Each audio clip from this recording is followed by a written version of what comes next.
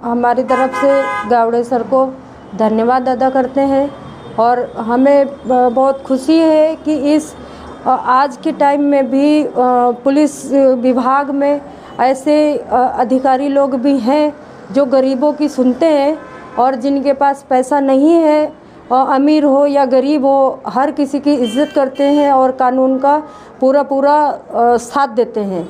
उनकी वजह से आज हमें इंसाफ अगर मिल रहा है, अगर हमारी मुमरा थाने में सुनवाई हो रही है तो वो गावड़े सर की वजह से हो रही है। गावड़े सर बहुत अच्छे हैं और न्यायप्रिय आदमी हैं। गावड़े सर जो हैं वो बहुत बड़े न्याय के पुजारी हैं। उनके रहते किसी के साथ हमें नहीं लगता है कि अन्याय हो सकता है। रात 1 बजे घर में घुसकर नशेड़ी गुंडों द्वारा नाबालिग से बलात्कार का प्रयास, नाबालिग की मां पर किया 1 दर्जन लोगों ने हमला। डीसीपी गणेश गावड़े के आदेश पर एफआईआर दर्ज, आरोपी लड्डू गिरफ्तार।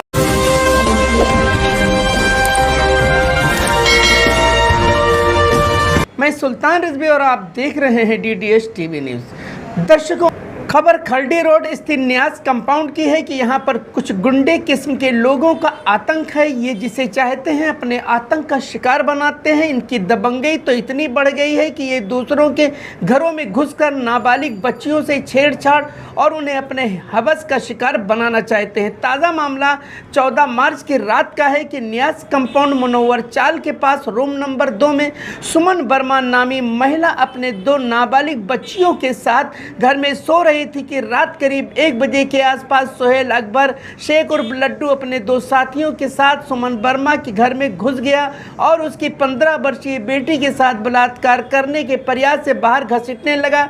जब बच्ची जोर से चीखी तो बगल में सो रही मां की आंख खुल गई और उसने हिम्मत करके पास में रखा बेलन उठाया और लड्डू और उसके साथियों से भिड़ गई। किसी तरह ये नशेड़ी गुंडे सुमन का मोबाइल फ़ोन छीनकर वहां से भाग निकले और भागते समय बाहर से सुमन का दरवाज़ा बंद कर दिया, जिससे पीड़िता बाहर भी नहीं निकल पाई। और जब सुबह हुई तो किसी अनजान पड़ोसी ने उसके घर का दरवाज़ा खोला। उसके बाद पीड़िता जब बाहर निकली और पुलिस के पास जाने लगी तो लड्डू और उसके गुंडे साथी और कई लड़ाकू महिलाओं के साथ आकर पीड़िता पर हमला बोल दिया।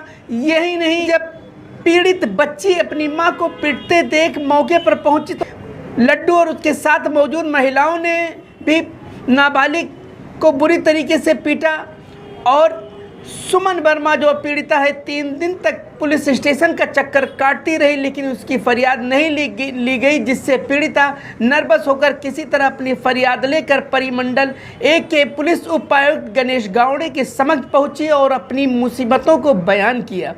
फिर क्या था, न्याय के पुजारी, निष्ठावान व महाराष्ट्र पुलिस का नाम रोशन करने वाले डीसीपी गणेश गावड़े ने तुरंत इस मामले को गंभीरतापूर्वक लेते हुए सीनियर इंस्पेक्टर को कार्रवाई करने का आदेश दिया, जिसके बाद मुमरा पुलिस हरकत में आई और मात्र 12 घंटे के अंदर मुख्य आरोपी को पुलिस ने धर दबोचा। इसमें कोई शक नहीं कि अगर डीसीपी गणेश गावड़े को गरीब फरियादियों का मसीहा कहा जाए तो कतई गलत नहीं होगा, इसलिए कि तमाम पीड़ितों को डीसीपी गावड़े के द्वार से इंसाफ मिलता है। उधर इस वक्त मुमरा के नए सीनियर भी बड़ी मुस्तैदी से अपना काम कर रहे हैं। जब से आए हैं बड़े बड़े आपराधिक मामलों का पर्दाफाश किया है। फिलहाल नाबालिग से रेप का प्रयास और सुमन व उसकी बेटी पर हमला करने वालों पर आईपीसी की धारा 394, 394, 352, 341, 323, 504, 506, पार्ट 2, 143, 145, 147, 149, 8, 12 व 4, 25 के तहत ये संगीन अपराध दर्ज किया गया है, जिसमें पोस्को की भी संगीन धाराएं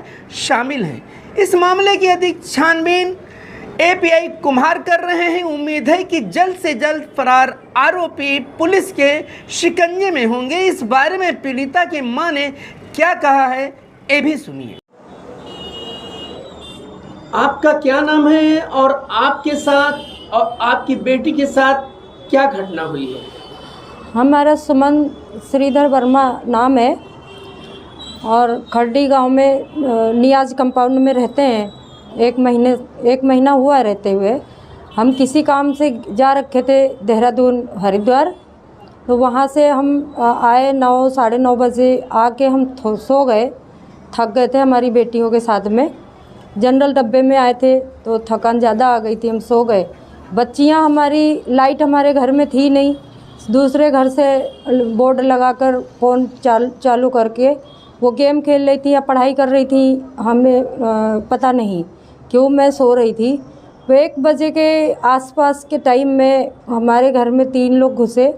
दरवाज़ा हल्का सा खुला हुआ था क्योंकि लाइट नहीं आ रही थी, गर्म हो रही थी। बच्चों ने दरवाज़ा खोल रखा था थोड़ा सा।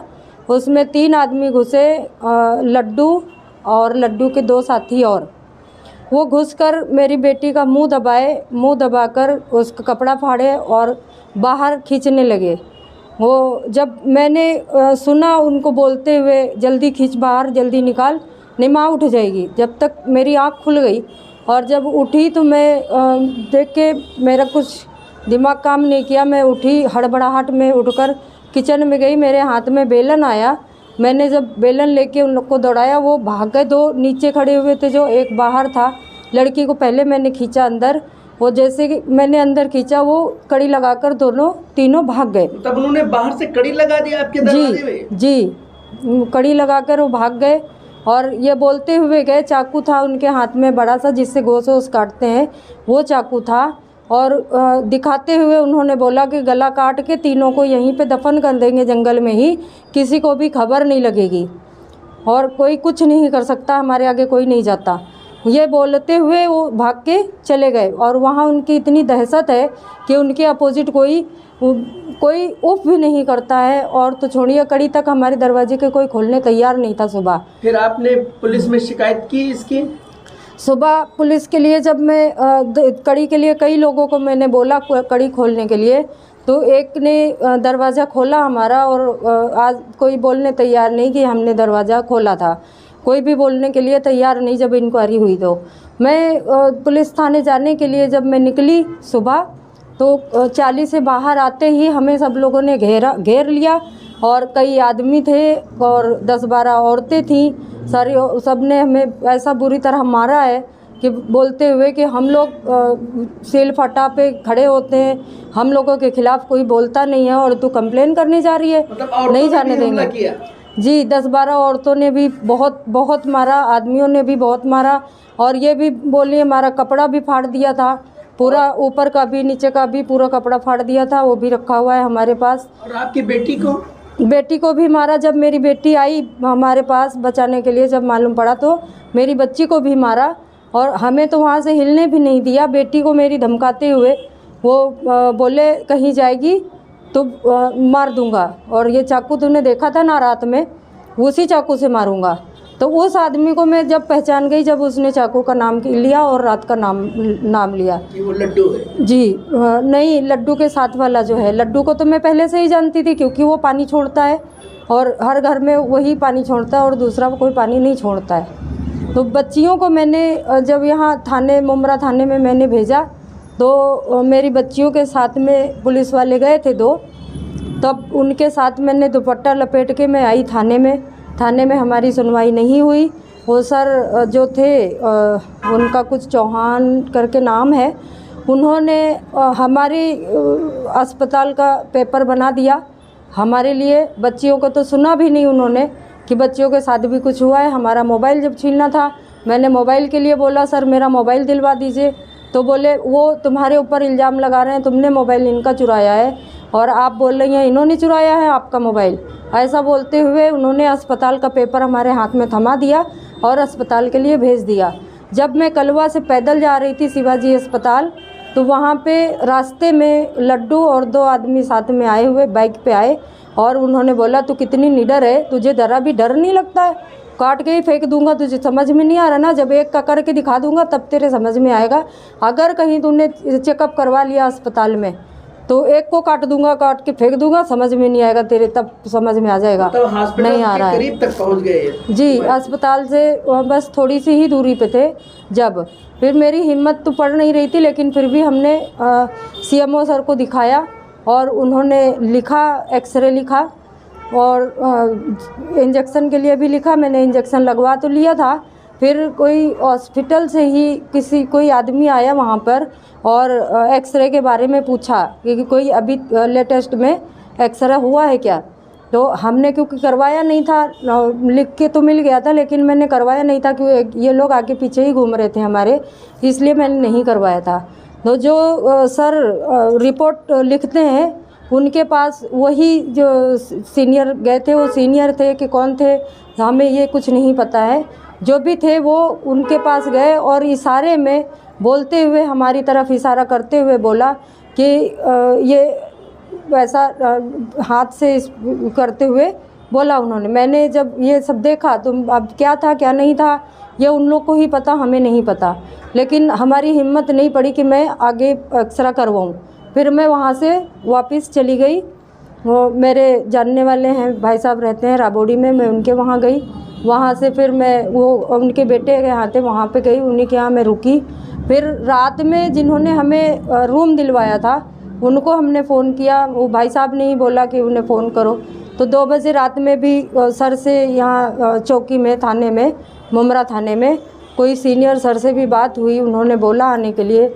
हम आने के लिए तैयार भी हो गए थे टिटवाला से, लेकिन सर ने फिर बोला कोई लेडीज़ पुलिस नहीं है बयान लेने के लिए, इसलिए सुबह में बुलाइए। फिर मैं सुबह में आई। सुबह में जब आई तो हमारा वहाँ जब थाने में मैं एप्लीकेशन के लिए गई तो उन्होंने बोला कि आप कल क्यों नहीं आई थी, कल आना चाहिए था। और हम लोग फ्री थोड़ी बैठे हुए हैं, चलो ठीक है वो आएंगे तब आप आना। मैं वहाँ से चली आई। फिर थोड़ी देर मैं चौकी के पास ही खड़ी रही, थाने के बाहर ही। फिर वापस में गई तो मैंने सीनियर के लिए पूछा कि सीनियर सर कहाँ हैं, वो उनसे मिलना मुझे। तो मुझे वो निकम सर बैठते हैं उनकी तरफ इशारा किया और बताया वहाँ पे जाइए, वहाँ बैठे हुए हैं। तो मैं वहाँ गई, निकम सर से ही बात हुई पर मुझे पता नहीं था कुछ। तो निकम सर से पूछा, उन्होंने कहा 3 बजे आएंगे सीनियर सर, आप 3 बजे आ जाना। तो मैं वापस चली गई। वापस आने के बाद आधा 15-20 मिनट बाद फिर मैं वापस गई। तो मैंने और लोगों से चौकी थाने में ही और लोगों से मैंने इंक्वायरी ली, पूछा कि FIR और कैसे होगी हमारी। तो वहीं थाने में ही बताया गया कि निकम सर जो वहाँ बैठे हुए हैं वो क्राइम के अधिकारी हैं, वो करेंगे।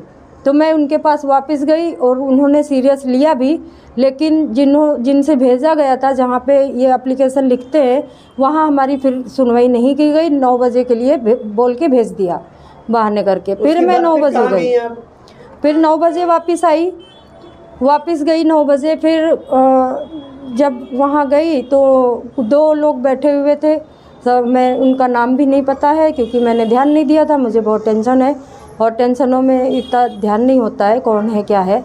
2 लोग बैठे हुए थे, उनमें से एक जन ने बोला कि जब रेप हो जाएगा तब हमारे पास आना, अभी रेप हुआ तो नहीं है ना। तो मैं ये सुनकर मुझे बहुत ज़्यादा टेंशन हो गई, बहुत समझ में नहीं आ रहा था मैं क्या करूं। मैं एकदम पगला सी गई थी। फिर अमृत नगर में मेरी जानने वाली हैं, उनके यहाँ मैं गई। उनके यहाँ से फिर बैठ के एप्लीकेशन हमने लिखा और लिख के फिर थाने में गई। वो DCP सर के यहाँ, वहाँ से जब वो गए, वो सर को भी बुलाया हमने, तो वो साथ में गए। फिर वहाँ DCP सर ने एकदम सीरियस लिया और हमारा तुरंत ऑन द स्पॉट उन्होंने कार्रवाई करने का आदेश दिया। थाने में फ़ोन किया और तुरंत कार्रवाई हमारी चालू हो गई।